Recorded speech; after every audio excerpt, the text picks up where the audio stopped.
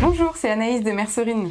Et Sophie de la cabane à coudre. Aujourd'hui, on va vous parler d'un projet qui vous fait souvent trembler, mais pas si difficile que ça une fois qu'on a bien décortiqué toutes les étapes. J'ai nommé le maillot de bain. C'est un projet pas débutant, plutôt intermédiaire, mais pas si difficile que ça. Pas si difficile, et d'ailleurs si vous êtes débutant et que c'est vraiment cette pièce-là par laquelle vous avez envie de commencer la couture, eh bien écoutez, n'hésitez pas, la patience va venir remplacer l'expérience, même si vous mettez un petit peu plus de temps.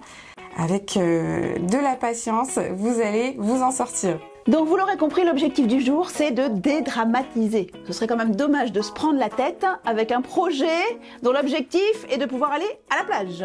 Commencer par un maillot de bain, c'est une excellente idée si vous décidez de vous lancer dans la lingerie. On est sur des matières qui sont plutôt moins chères qu'une jolie dentelle, par exemple. Vous prenez moins de risques. C'est pas très fragile, donc vous pouvez vous lancer, tester et explorer ce domaine-là.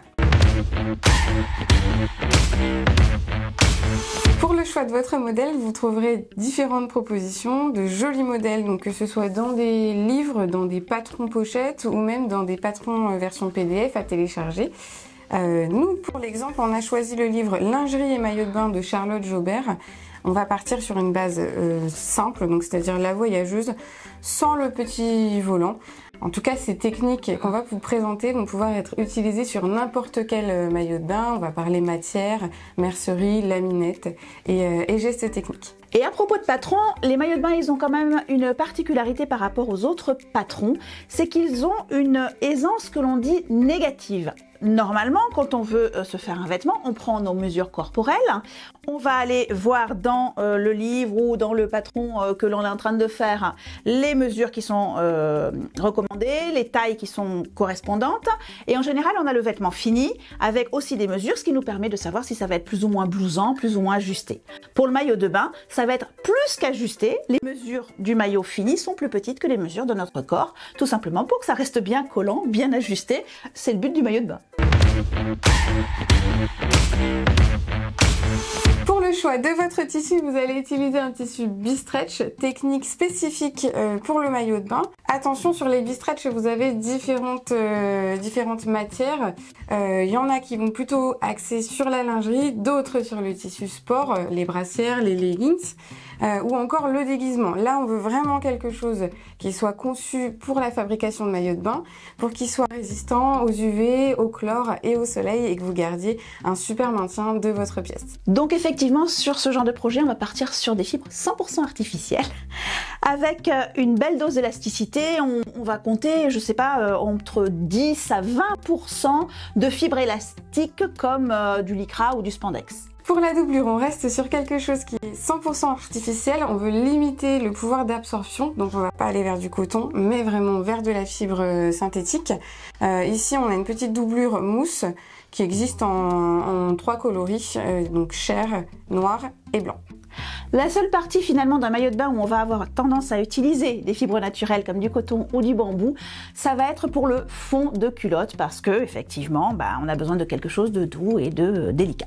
L'autre élément indispensable pour tout maillot de bain, c'est la laminette, tout simplement un élastique particulièrement adapté là aussi au soleil, au chlore et à l'eau en général, et donc qui va venir renforcer au niveau des coutures l'élasticité et le maintien. Et pour personnaliser vos modèles, vous allez avoir de la mercerie, donc des mousses par exemple, des boucles réglages pour les bretelles, des petits anneaux que vous pouvez glisser sur les bretelles également. Et puis des boutons à recouvrir. En tout cas, on est sur une mercerie à nouveau spécifique maillot de bain, puisque on va, comme pour le tissu, vouloir que ça résiste aux UV, à l'eau, au chlore. Pour le coup, on peut assembler un maillot de bain presque entièrement à la surjeteuse, mais on peut aussi tout à fait assembler un maillot de bain entièrement à la machine à coudre. Dans un cas comme dans l'autre, il faudra bien choisir nos aiguilles. Qui dit tissu très technique dit aiguilles spécifiques. Ici, il nous faudra des aiguilles stretch, des aiguilles simples et des aiguilles doubles pour les ourlets, les finitions. Et pour ce qui est de la taille des aiguilles, moi je partirais sur du 75. On n'a pas quelque chose de très épais. Par contre, le côté stretch, enfin la spécialisation stretch de l'aiguille va permettre d'éviter les points qui sautent et les mailles filées parce que c'est du tricot, hein, tout ça. Tu nous parles de points, on va justement parler du fil. On va privilégier un fil mousse, surtout sur la surjeteuse, puisqu'en fait c'est la partie qui va être au contact de la peau. Et pour avoir quelque chose de plus doux, on sera mieux avec ce fil mousse. Alors voici nos petits conseils pour la coupe, parce que ce sont des matériaux donc qui sont très extensibles, donc qui vont facilement se déformer. Donc, que l'on coupe au ciseau ou au cutter, on va avoir soit une lame toute neuve, soit des ciseaux bien affûtés. Si vous le faites au ciseau, il va falloir vraiment garder votre lame bien ouverte afin de ne pas faire plein de petits crans. Et donc on garde la lame bien ouverte, on maintient son tissu et on avance par petits morceaux.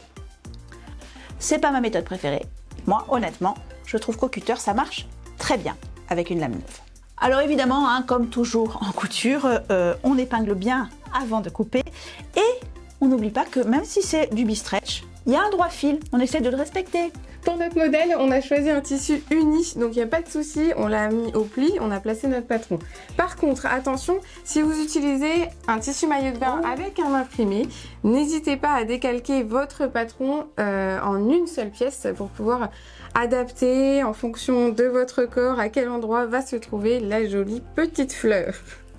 Pour tous nos projets couture et pour celui-là en particulier, évidemment, à la surjeteuse, on va tester nos réglages.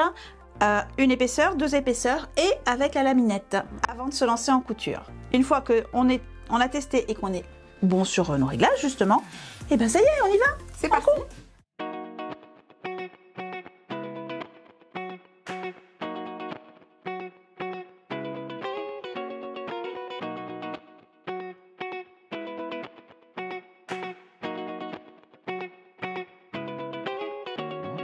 Qui dit assemblage à la surjeteuse dit assemblage à 4 fils et il va falloir être vigilant à ce que va faire l'aiguille gauche. C'est l'aiguille d'assemblage, donc on veut que la tension soit suffisamment forte pour que on n'ait pas, quand on tire sur le maillot de bain, des points qui soient très apparents. On va passer à la prochaine étape du montage de notre bas de maillot de bain, c'est-à-dire qu'on va assembler la doublure et le tissu. Donc on retrouve sur notre livre, donc positionner la culotte doublure, hop, envers contre envers sur la culotte tissu. Et une fois qu'on l'aura positionnée, on n'aura plus qu'à la bâtir. Il me reste maintenant à poser la laminette pour apporter de l'élasticité et du confort au maillot de bain. Attention, c'est pas parce que c'est un élastique qu'il faut absolument tirer dessus. Là, au contraire, tout l'enjeu, ça va être de la poser bien à plat autour de la cuisse et autour du ventre. Si on le fait à la machine, on fait avec un point zigzag large et à la surjeteuse, ben, on garde le même point qu'on a utilisé précédemment.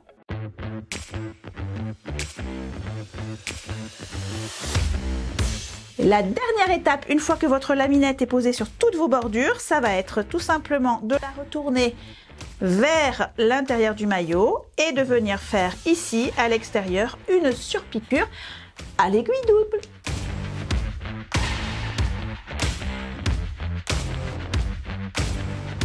Et voilà, notre bas de maillot de bain est déjà fini. J'espère qu'on vous a convaincu que c'était pas un projet si difficile que ça. Et si vous avez envie de vous lancer dans la lingerie ou dans d'autres maillots de bain avec des finitions un petit peu plus élaborées, n'hésitez pas à aller regarder dans le livre de Charlotte ou d'autres livres qui existent également. Et vous allez trouver différents modèles, du body, des maillots de pièces, différentes finitions, des pampis, des rubans. On a hâte de vous retrouver pour une prochaine vidéo. À la prochaine!